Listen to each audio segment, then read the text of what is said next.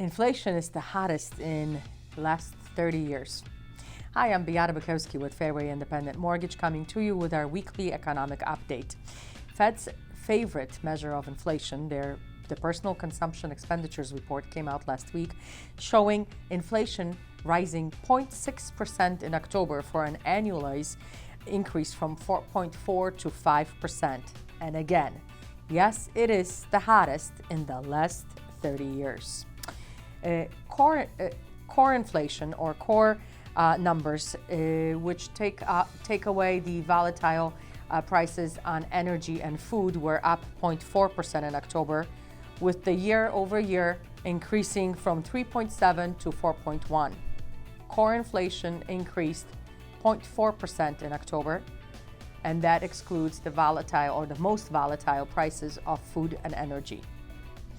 Rising inflation is always critical to mortgage bonds, which then dictate what happens to mortgage interest rates.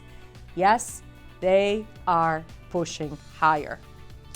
On a related note, with oil prices at 7-year highs, President Biden announced that the Department of Energy will release 50 million barrels of oil from the Strategic Petroleum Reserve in an attempt to put those oil prices lower. And that is in agreement with, or a coordinated effort, if you will, with other countries around the globe. I guess it's a good thing I drive an electric. In housing news, existing sales ticked up 1% from September to October for an annual pace of 6.34 million units sold. This follows a large jump in sales in September. However, on an annual basis, sales are down 6%. And the number one factor to why that is lack of inventory. Inventories declined 1% to 1.25 million homes for sale at the end of October.